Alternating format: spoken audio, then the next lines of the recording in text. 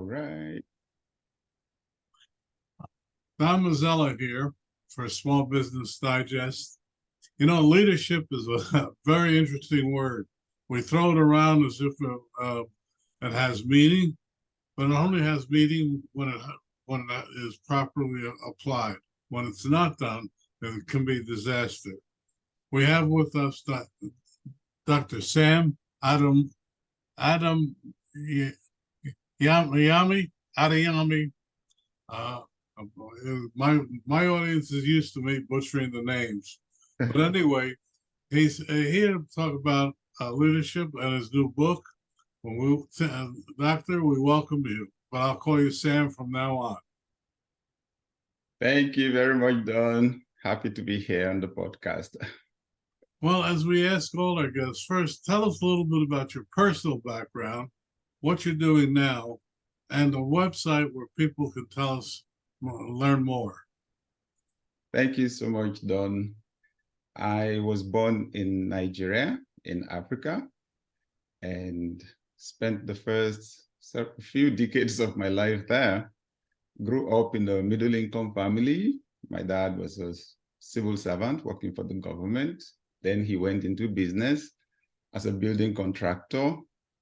And because his own father was a builder and he was a building contractor, I wanted to go, along the line of the family tradition. So I studied civil engineering, right? I was a director in his business while I was in school, but by the time I got through college, his business had collapsed. I had to search for a job. Well, I worked a bit on the site as an engineer. At the same time, however, my leadership skills, I was developing my leadership skills at church. So at some point, I crossed over to the church because there was a big opening there, and I became a pastor fully. While doing that, I also started a program on radio where I began to teach people basic principles for succeeding. Because between the time that I left college and when I got a job, it was almost 2 years, and it was really, really difficult and threatening for me. Everything looked bleak. The future looked bleak. And I began to wonder, my future is at stake. Are there any principles that guarantee success in this life? That was when I began to read books. One of the first books I read was Tough Times Never Last, but Tough People Do by Robert Schuller. And it was paradigm shifting. If I don't remember anything from the book, I remember one sentence. Attitudes are more important than facts. That almost twisted my brain. Facts are facts. What are you telling me? All right.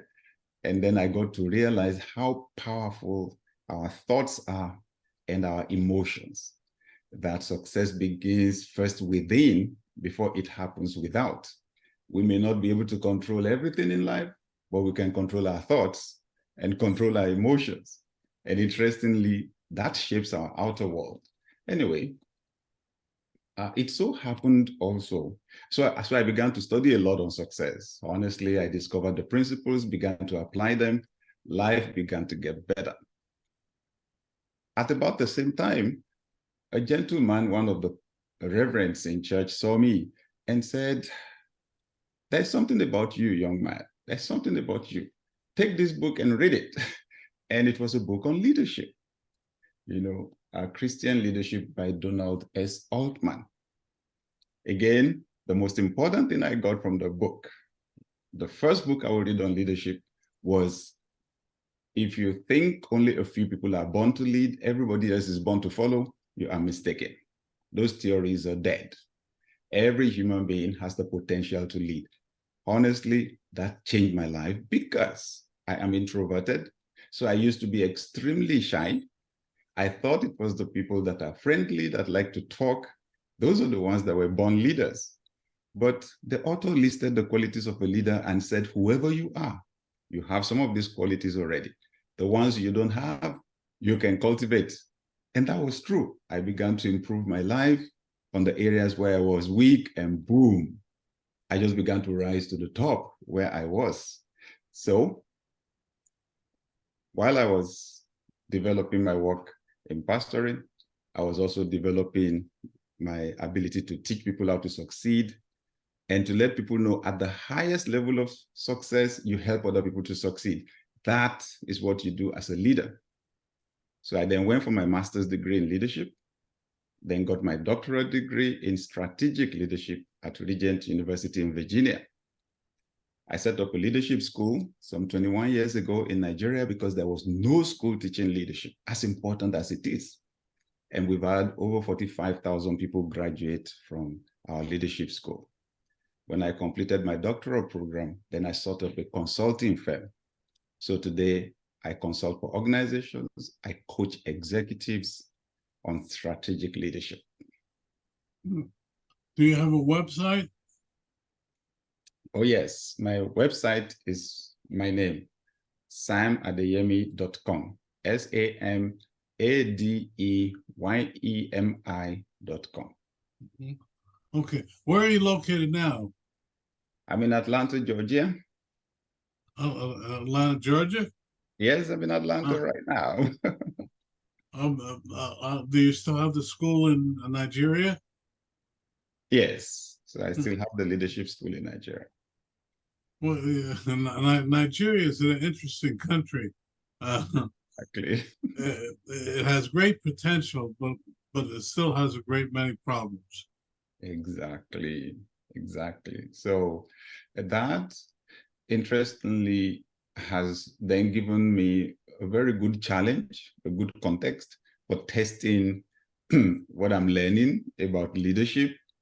So my wife and I set up a church some 28 years ago, and I've used the church to test my leadership principles because it's more difficult actually to control or influence volunteers than it is to influence employees. And well, we have some 40,000 people attending that church now every weekend, right? Online and offline. So the principles have worked. And then I've been on the media actually speaking to a lot of people in the country. That's part of why I have a large following on social media, on Twitter, 1.5 million, on Facebook, 1 million, on Instagram, almost 1 million, because I actually speak to the issues going on in the country, especially the younger generation. Nigeria is bottom heavy, just like the rest of Africa. And I see that as an opportunity. I mean, like 65% of Nigeria is below 25 years old, right? So that's a huge opportunity. So I go around, I've spoken at university campuses. I take a lot of interest in the young people. Yeah, it's challenging, but leaders and entrepreneurs see problems as opportunities. Well, let's back up a couple of places. Well, one more question. Are you still a pastor of the church? Yes. What church is it? It's called Daystar, Daystar, Daystar Christian Center, Lagos. Ah, okay. Now, I understand you have a book. Oh, yes. My latest book is titled Dear Leader. It's like a personal note from me to leaders. Dear Leader, your flagship guide to successful leadership. I tell my story a bit, and more importantly, I push those important points. Everyone can lead. This is important for organizational leaders, whether it's business or a church or you're in government. If you don't believe that everyone can lead, then you will not unleash the potential of the people on your team. And those people are your best assets, even if you don't list them on your asset register, right? If you're going to build the culture of the organization, which will ultimately determine its success, you've got to deliberately groom the people you lead into leadership. So I also push the fact that leadership is a set of skills. And honestly, that's what I provided in this book, just tools that leaders can use, especially in such a time as this, there's so much uncertainty.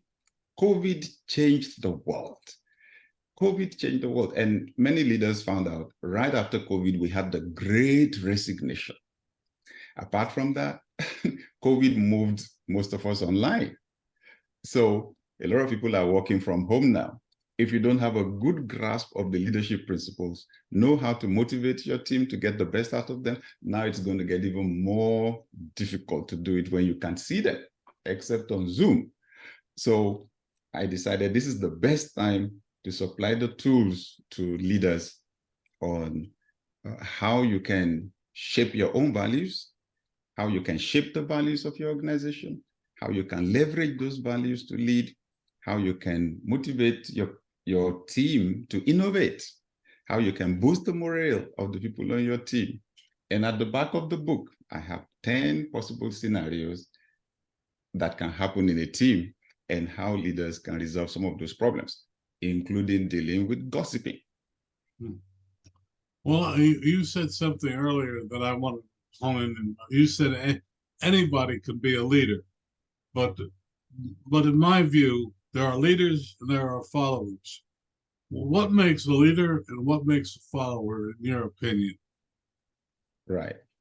So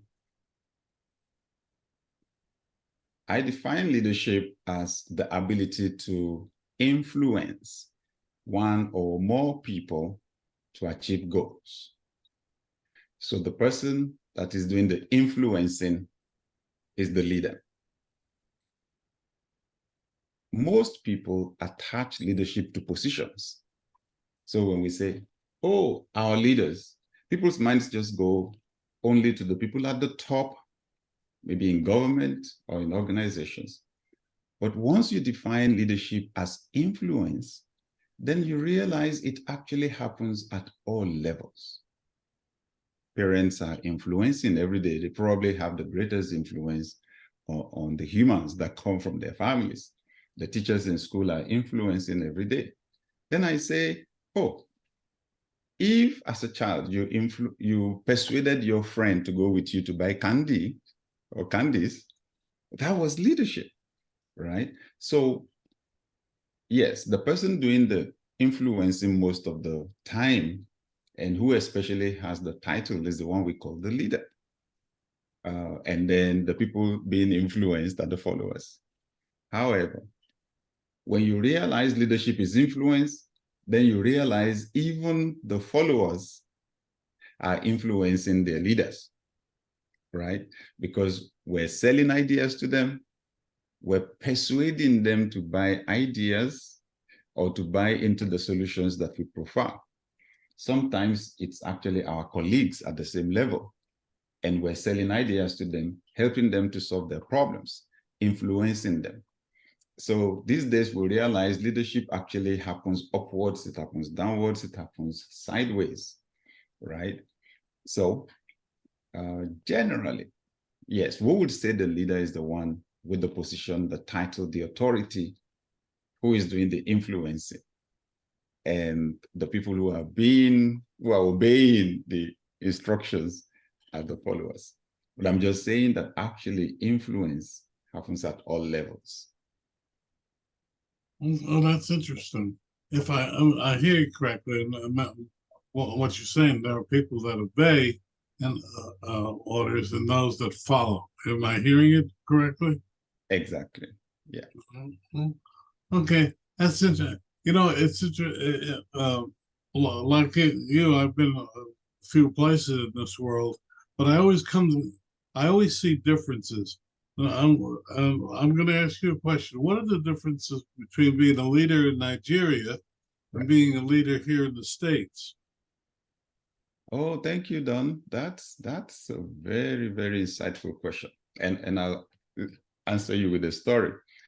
So my first time in the US, I was actually speaking for a pastor friend in Houston, Texas. And in their church, they had 2 services on Sunday. I was to speak at both services. At the end of the first service, we were to go to his office for the break. As we approached the door, My friend, being a Nigerian American, was very sensitive to me. He just whispered to me. He said, Sam, when we get to that door, the people are not going to move out of the way for us. Okay, we'll have to wait our turn to get through that door. I'll explain to you later. And I'll explain what he meant. See, if it was in Nigeria, once the pastor is approaching, people would move out of the way out of respect for the pastor. Then my friend was warning me, they're not going to get out of the way for you here. Because, the way you have differences in cultures is the way you have differences in leadership cultures. So in Nigeria and pretty much Africa, you have a leadership culture. In fact, I found out in my travels that the culture is similar in most of the developing world. In Asia, Africa, and Latin America, we have what you call hierarchical distance, the power distance, the gap between the powerful, or should I say the leader and the follower, is wide. In much of Western culture, that gap is closed. And honestly, it even influences how we practice democracy, for example, right? So that gap is the big issue. So in Africa, there is less accountability. There's less demand for accountability from the leader because the followers hold the leaders in awe, right? That allows for impunity. So those are the things that I communicate to people in Africa. Even the words that we use in our local languages to describe our leaders, those words make the leaders unaccountable, right? It's like, oh, you're next to God, you are deity, you are high up there, you're great, right? So that's a huge source of difference. Now, I think that while it is very good to honor leaders, I think it slows down the change process in Africa. Because if the leader is unaccountable, human nature doesn't handle power right. Lord Hastings said it, Lord Acton, right? Power corrupts, and absolute power corrupts absolutely. Mm-hmm. So you see it in governments around Africa, that the leaders, some of them are just pure despots. They take as much money as they want to take, while there's so much hunger and penury down there, and nobody can do anything about it. Well, here in the US, if you're going to spend any money, it has to be approved by Congress, right? The representatives of the people. If you break the law, a police officer will be very happy to arrest you to make you an example. Because if you're a leader, then you should be an example to everybody else. So those are major differences that I have seen in terms of leadership in both areas.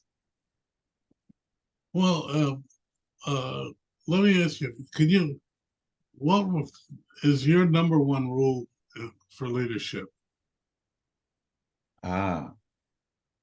Number one, love the people you are leading genuinely. I think everything else will fall into place after that. Because in leadership, we actually deal with people. And people they're not property, they're not furniture. They have emotions, right? They have feelings.